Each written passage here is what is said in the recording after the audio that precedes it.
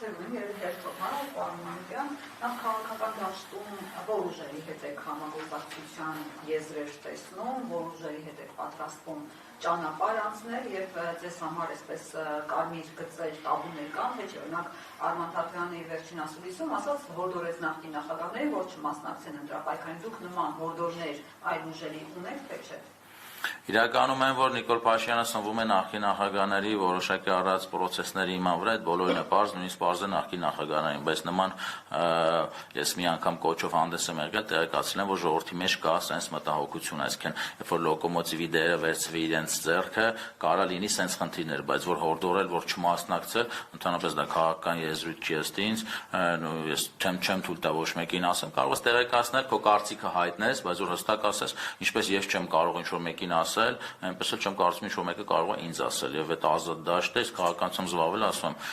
ինչը ինքը նվիրական գործընթաց է, թե դու անկեղծ ես իրականում ու բազմաթիվ քեզանից ջանք, եռանդ ու ռիսկեր պարունակող պրոցես է։ Այս ամենը ինչ որ արհեստականորեն մեկին արգելելը կամ մարդկանց Հետո նույնիսկ եթե տարբեր տեսանկյունից կարանք նայենք, նույնիսկ եթե ընդդիմությունը չի միավորվում, բայց հասկանում ենք, որ բոլորս հասկանում ենք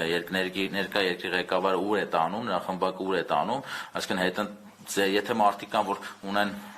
կոնստանտ ինչ-որ ստաբիլ ընտրազանգված, իրենց մասնակցելը ձեռք է տալիս, որովհետև այդ ընտրազանգվածը պարզ է, որ ապագայում հաստատ բերելու է ընդդեմ իշխանության որևէ միավորման։ Եվ եթե նախկին նախագահներից կա մարդ, որ ունի հստակ ընտրազանգված, իմ կարծիքով այդ առումով գոնե այդ առումով ճիշտ է իրենց մասնակցությունը։ Իսկ որ նրանցից են սնվում, այդ բոլորից պարզ է, դրա հետ կապված իրանք պետք է ավելի շատ հասկանան, ոնց անեն, որ իրանցից չսնվի Նիկոլը։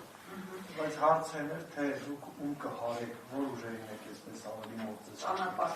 Ես ասում, առաջին հերթին, որ դու ստեղծում ես ուժ, եթե դու ի սկզբանե սկսում ես մտածել, թե պետք է ում բոլորին կմիավորվեմ ընդդեմ ներկա իշխանության։ Իսկ կոնկրետ գաղափարների եւ մեթոդների տեսանկյունից, թե ինչպես են պատկերացնում երկրի կառավարումը, այդ մի քիչ երկար քննարկման հարց է, ավելի մանրակրկիտ, այսինքն այս պայմանությամբ, եթե կա առաջնային խնդիրը, որ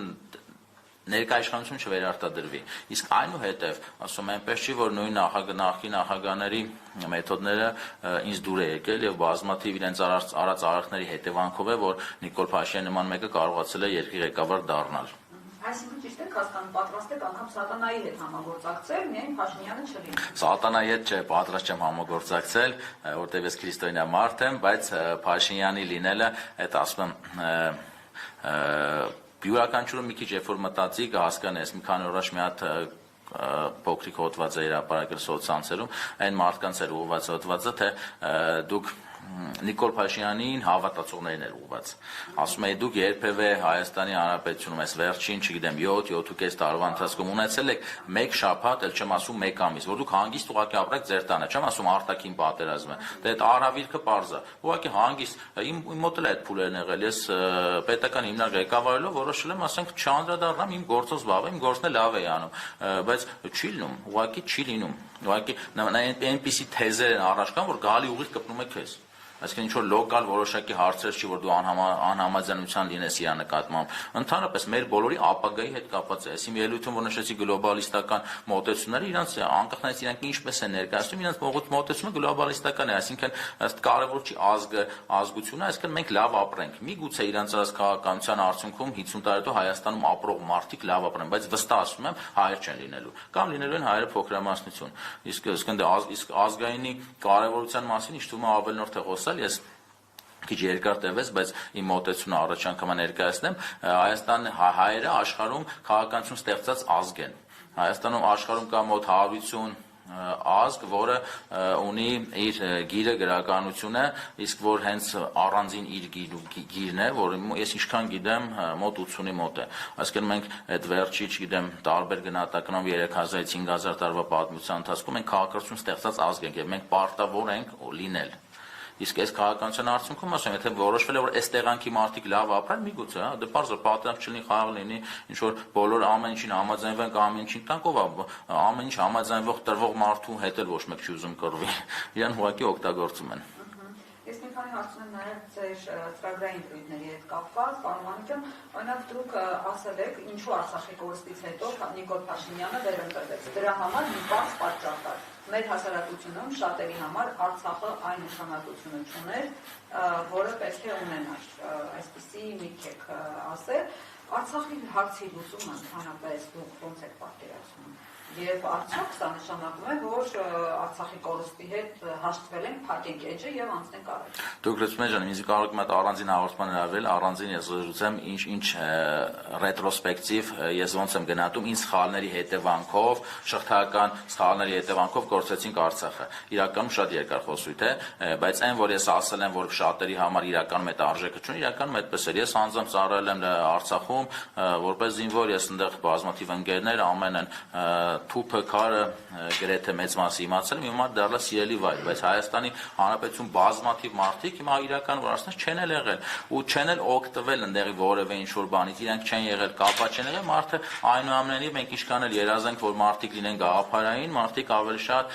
իրանք որոշումներ կառաջկայացում են իրենց օրվա խնդիրներով, սոցիալական հարցերով եւ կապվածություն չի եղել, օգուտ չեն ստացել եւ դրա հետ կապված դրա համար նման խնդիրները պետքա չթողի, որ ժողովուրդը կապված է, թե չէ պետական մակարդակով հստակ քաղաքականությունը վարվել, որովհետեւ Արցախը չկորցնենք, որովհետեւ մեր 34 տարվա ամբողջ էներգիան, իղձերը կամ դրանից առաջ ցեղասպանությունից հետո կուտակված էներգիան մեր հայ ժողովրդի իղձերի եւ երազանքների տեղն էր եւ այդ հատվածը ուղակի տալ ճշնամուն վերջում էլ տարբեր եզրույթներով ներկայացնել, որ այդ նորմալ էր, որովհետեւ սենց էր, այլ տարբերակ չկար։ Իմ համար իրականում ես միշտ իմ խոսիթում փորձեմ կոռեկտ գտնվել, սա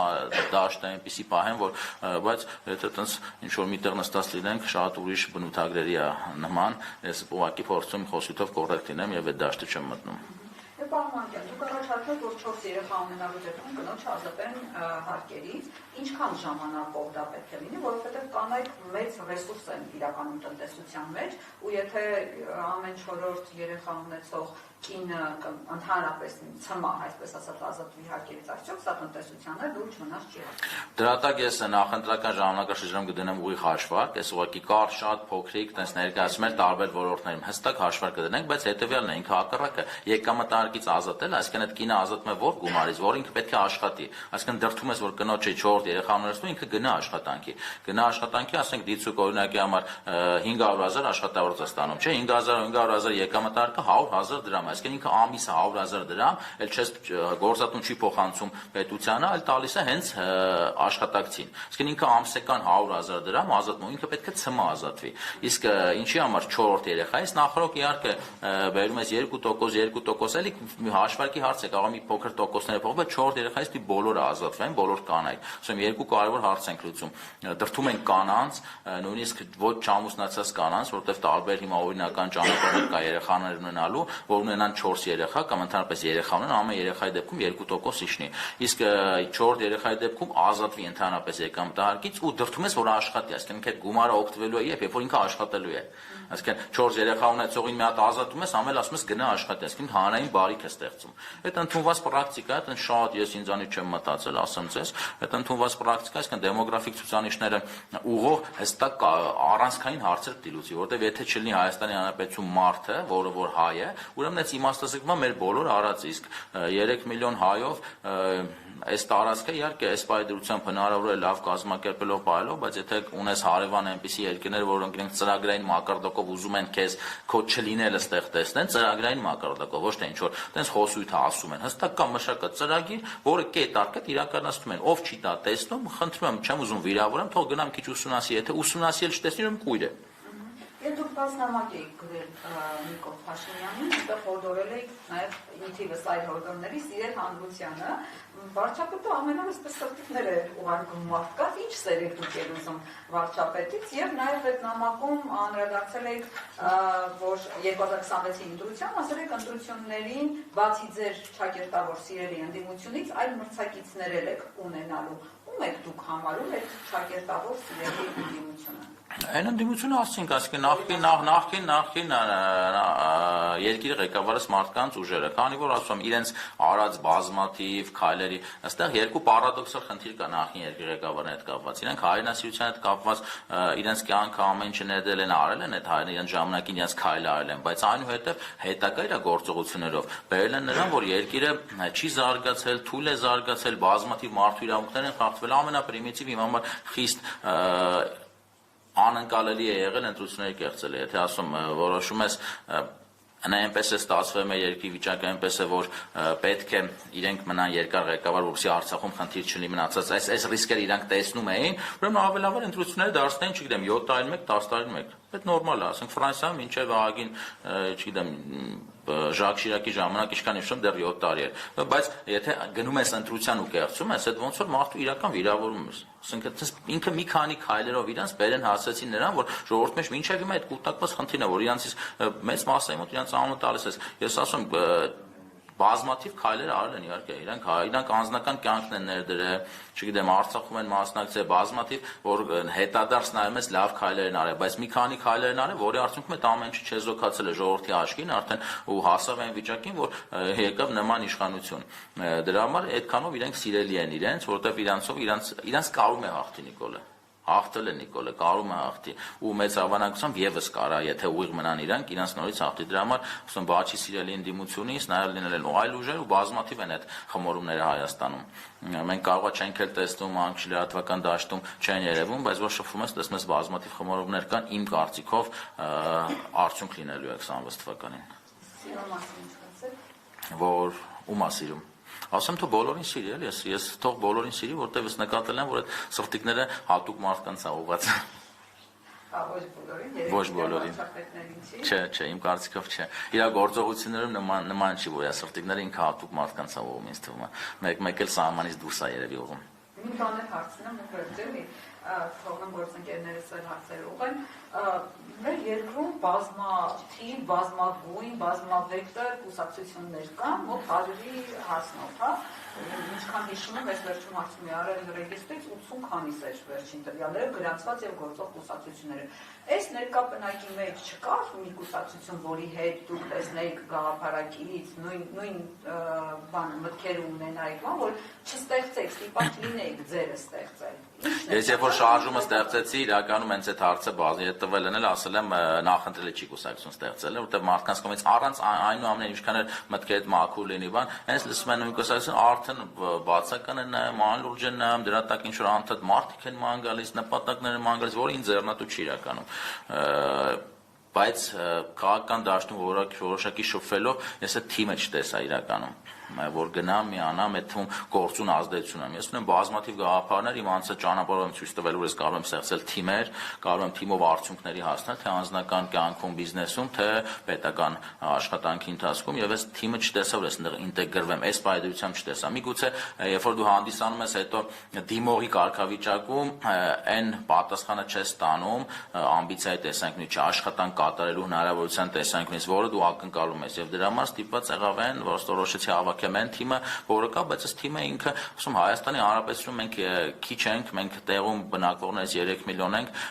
կուսակցությունը բազմաթիվ հարցեր մեր մոտ վերկուսակցական են, բազմաթիվ խնդիրներ, իմ համար չի լինելու առաջինը անձնական այդ նույնիսկ կոռուպցիայի դրսևորումը ինքը, եթե դու անգարց անձնական շահ կամ կուսակցական շահ վերես դասում պետականից, այդ կոռուպցիա ձևակերպման մեջ է մտնում, որ Google-ով նայում եք, ասում եք ինչա կոռուպցիան, անձնական պետական պաշտոնի կողմից, անձնական կամ կուսակցական շահի գերադասումը, չգիտեմ, պետականից, այսինքն հաստատ բազմաթիվ հարցերում եւ գրեթե բոլոր մեր պետությանը բոլորից վերաբերող հարցերում գերադասվելու է բոլորի շահը, ոչ երբեք կուսակցության շահ։ Այսինքն շնորհակալ։ Խոսեցիք դուք Արցախի հարցի մասին, բայց արցախահայերի հետ կապված ինչ է պատրաստվում անել, որպեսզի նրանք մնան այստեղ Հայաստանում, մինչև Արցախի հարց ամբողջությամբ կլուծվի եւ արտագաղթեն Հայաստանից եւ եկեղեցու հետ կապված ինչ դիրքորոշում դուք ունեք։ Այսօր մենք տեսնում ենք, որ իշխանությունները հակաեկեղեցական արշավ են սկսել եւ կաթողիկոսի հրաժարական են պահանջում։ Դե նույնիսկ այս թիմ գնահատական իրավաբանները շատ են ասել, երբ որ հնարավորություն ստեղծվի իրականում իշխանության տարանջատում լինի, չգիտեմ, գործադիր, օրենսդիր եւ դատախազություն կամ քննչական մարմիններ, նույնիսկ օրենքի խախտում է իրանց կողմից եկեղեցու մի հատ ինքը իրավաբանական որպես ձևակերպում եկեղեցու գործերին խառնվել է պետության կողմից, նույնիսկ իրավաբանական խնդիրները հաստատ առաջացնելու, իսկ բարոյական տեսանկյունից դե աբսուրդի է նման պետը մեր ժողովրդի համար կարևորագույն մի կառույց, անկախ նրանից այդ կառույցում ինչ որ մարդիկ նախ երկրի վրա չես կարող ամբողջությամբ անմեղ լինել եւ խնդիրներ չառաջացնես, իսկ երեխա ունենալը այն մեղքերից չի, նամանավանդ չգիտեմ, ասենք 70-ականներին, որի պատճառով կարելի է եկեղեցին քանդել, եթե նժարի վրա դնում ես քանդել եկեղեցին, թե ինչ որ մարդ երեխ կաշառք չի վերցրել, չգիտեմ, մարդ չի սպանել, այդ ուրիշ է, վաղեմություն չվեց, եթե երեխան է, թե փող խախտել է, ուրեմն խախտել է իրանց ներքին կանոնադրությունը կամ չգիտեմ մեր եկեղեցու կարգը եւ դրա համար ալտերնատիվ է քանդելով եկեղեցին ինչ որ անձնական հարցեր լուծել իմ համար իհարկե ընդունելի չի բայց նույն եկեղեցականների հետ կապված է նույնիսկ Աստվածաշնչում է գրված որ երբ որ դու գնում ես եկեղեցի պետք է լսես թե ինչ է ասում եկեղեցականը չքննարկելով թե ով է եկեղեցականը որտեվ այդ նման է եկեղեցականը մատանի որով կնիկ էին դնում առաջներում ու ասում են այդ մատանին եթե անկախ նրանից ոսկուց է թե արծաթից է նույն հետքն է թողում դու պետք է լսես ինքը ինչ ասում թե բնականաբար Հայաստանում չգիտեմ քան եկեղեցականներ կան ասենք 1000 1500 հիմա որտես պատկասում եք բոլորին գախնալսեն ինչեր կհայտնվի դու զգա մենք եկեղեցի չունենք չպետք է ունենանք մի հատ ինչ որ պրծվածների կամ հասարակության անդադ մարդկանց թիրախավորել պիտակավորել դուրս է գալիս որտես լրիվ իրանց թեզերը վերցնես մի հատ տտի վրա շարադրես մի հատ պրծվածների եւ եսի ինչերի հասարակություն ենք այդ դեպքում բա դուք ստեղ ինչ գործն է գնացեք այն հասարակությունը որտեղ մաքուր են եթե իրականում այդպես է ես տեն չեմ կարծում սխալ մոտեցումը կարևորագույն հայկական կառույցի քանդման ուղղված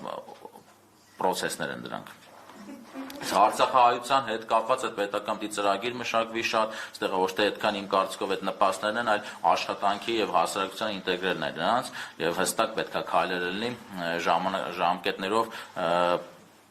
քննարկվի թե որ ժամկետում ինչպիսի ծրագիր իրագործել, որովհետև այդ ժամանակը կարճ է, եթե մարդ տնից ամեն ինչից զրկվել է, այդ կողքից նայող մարդու համար է մի քիչ ուրիշ ձև, ինքը թվերը, տվյալները խոսույթ է, բայց իրականում մեծ դժբախտություն է, չեմ ասում մարդիկ, որ հարազատներ են կորցրել, իր միջավայրը մենակ կորցնելը, տունը կորցնելը, Արցախահայության մի մասը միգուցե Հայաստանում տուն ուներ, բայց այն մասիկ ովքեր մարդիկ ովքեր տուն չունեին, կորցրել են իրենց ամեն ինչ այդ, մարդիկ կարող ունի սուիցիդի հասնեն, այսինքն այդ մարդկանց պիտի ինտեգրես հասարակություն առաջին հերթին աշխատանքի միջոցով, որ ինքը ինտեգրվի մարդկանց հետ շփվի, իսկ Արցախի հարցը ինքը բազմակայլ մի process է, որի ես բազմիցս ասել եմ, մենք հիմա գտնում ենք մի հատ փոսի մեջ, չենք կարող այս փոսից ասենք, որ հենց դուրս եկանք այն դիմացի սարը գրավելու ենք։ Արցախը մեր դիմացի սարն է։ Երբ որ փորձից դուրս եկանք, այդ ժամանակ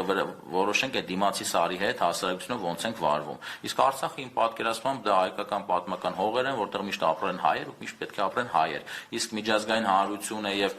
ներկա իրավիճակը ինչ է իրողությունները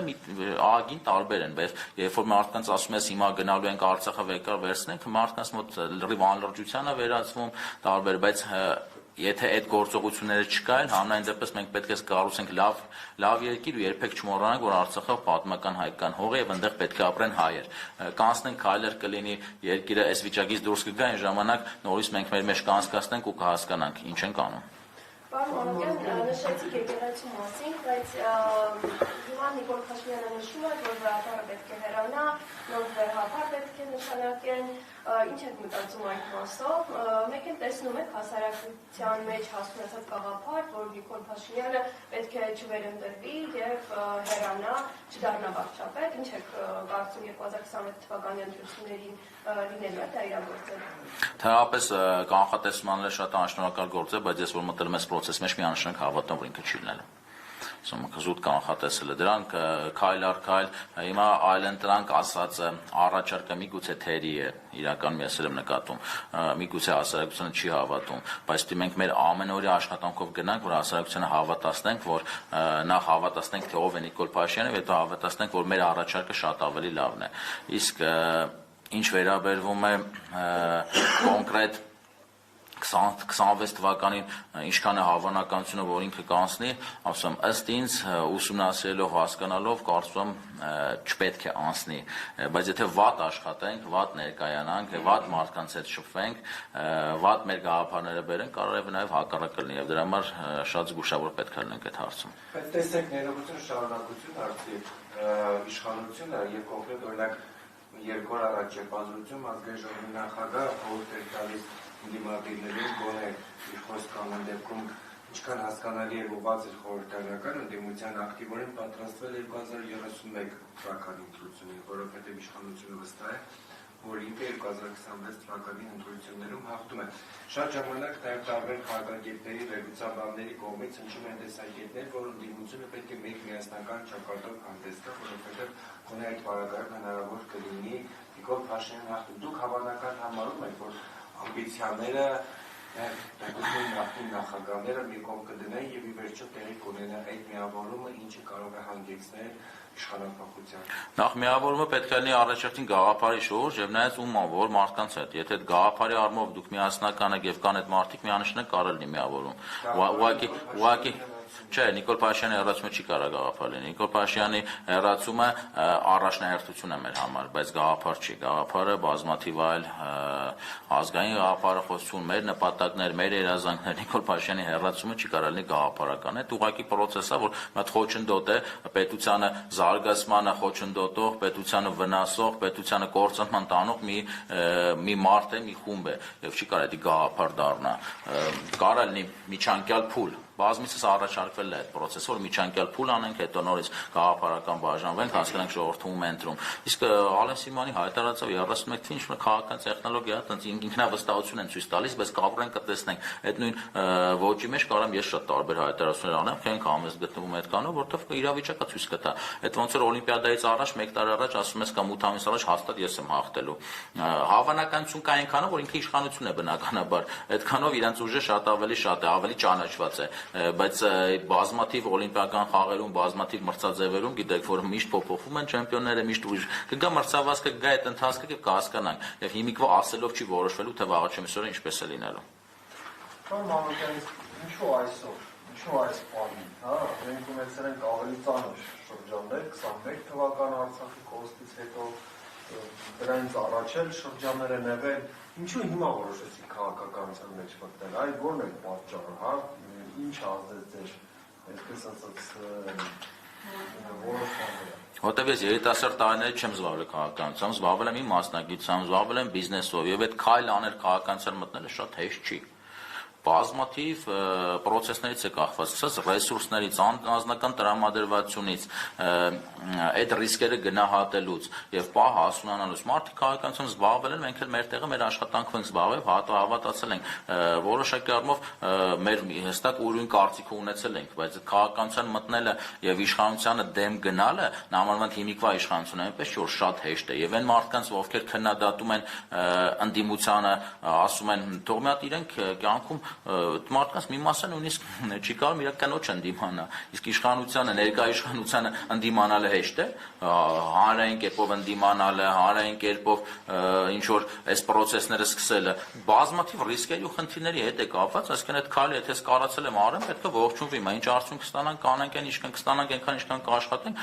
ասում որտեվ ես իմ մասնակցությամբ քաղաքագիտությամբ, քաղաքագետ չեմ եղել, այդ գործով չեմ զբաղվել, աշխատել ենք, անձնական հարցեր ենք լուծել, անձնական ենք փորձել կայանալ, անձնական ենք փորձել այնքան գումար աշխատել պետությունից դուրս, որպեսզի մենք կախվածություններ չունենանք, որպեսզի հանգիստ որ գա այսօրը, երբ որ կարողանաս թևերը ազատ այս գործի մեջ մտնես։ Հարցը դա է, ինչու հենց հիմա։ Հասունացավ, ավելի շատ հասունացավ, ոչ թե կոնկրետ փոխվեց, որովհետև այդ կուտակման էֆեկտն է, չէ, ասենք հիմա ցանկացած երկրում է միշտ կարա ցանկացած երկրի ամենալավ երկրի ղեկավարն է, ընդդիմախոսներ կան, առօրյա կարաս այս խնդրից գանգատվես, այն խնդրից, բայց ինքը կուտակվում է եւ հասնում է այն պահը, որ ասում ես ինձ չի 20 տարեկանից ինչ որ կուսակցության անդամ եմ եղել, հասունացավ այն պահը, որ ես անմիջական իմ մասնակցության կարեւորությունը զգացի, բացի զգալը նաեւ որոշեցի ես նախաձեռնությամբ հանդես գալ ու ես լինեմ այն հարթակը, այն մարդը, ով իր շուրջ կհավաքմբի։ Շնորհակալություն։ Իսկ ընդդիմությունը արդյոք չի մտահոգվում այս բանին, որ 2026 թվականի ընտրություններին ներկա կառավարությունը կգնա ընդդիմի կեղծիքների։ Չեք այդ մտահոգությունները կան, եթե այո, ինչպես եք պատրաստվում այդ պայքարել։ Ես իմ ականջին հասել են այնպիսի խոսույթ, որ ներկայիս երկրի ղեկավարը իր շրջապատում միշտ ներկայացրել է, որ բացառվում է իր դեպքում, այսինքն նաև ինքը իր շրջապատին իր կողքը պահել է որոշակի կարմիր գծեր ասելով, ըստ իմ իմացած տվյալների, նաև այդ կարմիր գծերից մեկը ինքը իր շրջապատում միշտ նշել է, որ իր դեպքում բացառվում է, այսինքն եթե ինքը գնա ընտրակեղծիքների, նաև իրականում այդ անկախ նրանից, որ ինքը ընդդեմի ղեկավարն է, այդ շրջապատից կկորցնի, իրական կկորցնի, իսկ եթե գնա ընտրակեղծիքների, այստեղ ընդդիմությունը մի բան ունի, այսինքն այն կրիտիկական զանգվածը հավաքվի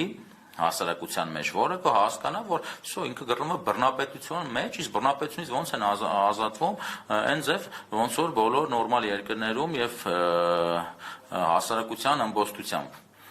եւ ճիշտ կլինի մեր երկրի համար, որ նման քայլի այդ կարմիր գիծինքը չհատի, որովհետև այդ դեպքում բազմաթիվ անկանխատեսելի բաներ են լինում,